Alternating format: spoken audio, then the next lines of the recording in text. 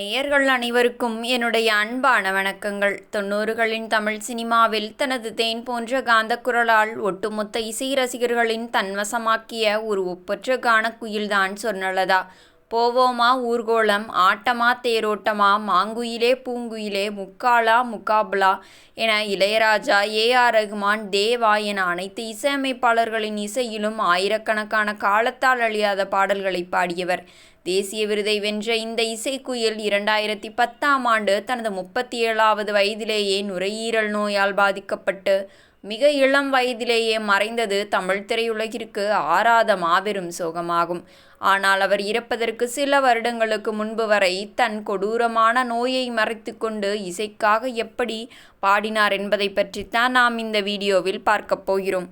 2000ஆம் ஆண்டுகளின் மத்தியில் சொர்ணலதாவிற்கு இடியோபத்திக் பல்மினரி ஃபிப்ரோசிஸ் என்ற மிக கொடுமையான நோய் தாக்கியது. இந்த நோய் வந்ததால் நுரையீரலின் செயல்பாடு படிப்படியாக குறைந்தது. மூச்சு விடுவதே பெரும் போராட்டமாகிவிடும். ஒரு பாடகிக்கு மிக முக்கியமானது அவருடைய மூச்சு கட்டுப்பாடு.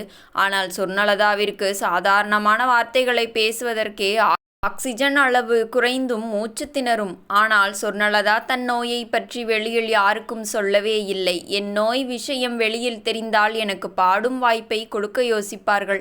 என்னால் பாடாமல் வாழ முடியாது என்று கூறி தன் குடும்பத்தினரிடம் ரகசியமாக வைத்திருந்தார். ஸ்டுடியோவிற்கு பாடுவதற்கு செல்லும்போது வழியெல்லாம் ஆக்சிஜன் சிலிண்டர் உதவியோடு சென்றுவிட்டு ஸ்டுடியோ வாசலில் அதை நிறுத்திவிட்டு தள்ளாடும் உடம்பை சமாளித்து கொண்டு கம்பீரமாக உள்ளே நடப்பார்.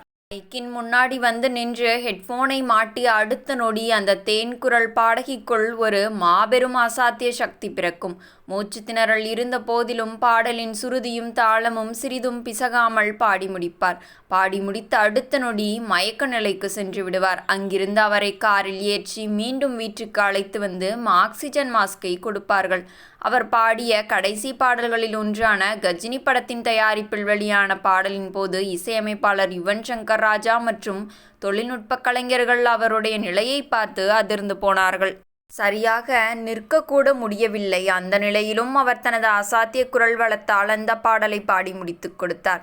2010ஆம் ஆண்டு செப்டம்பர் 28ஆம் தேதி சிகிச்சை பலனின்றி சொர்ணலதா அவர்களின் உயிர் பிரிந்தது. அவர் மறைந்த செய்தி கேட்டு AR ரகுமான், இளையராஜா உள்ளிட்ட மாபெரும் இசையமைப்பாளர்கள் நிலை குலைந்து போனார்கள். வெறும் 37 வயதிலேயே தன் தேன் குரலால் உலகை தாளாட்டிவிட்டு தன் நோயின் கொடூர வழியை தனக்குள்ளேயே பூட்டி வைத்துவிட்டு மறைந்து போன கானக்குயில் சொர்ணலதாவின் இந்த அசாத்திய தியாகமும் குரலும் தமிழ் திரை இசையில் என்றுமே அழியாது. மீண்டும் நாளை இது போன்ற சுவாரஸ்யமான சினிமா தகவல்களுடன் உங்களை சந்திக்கிறேன். நன்றி, வணக்கம்.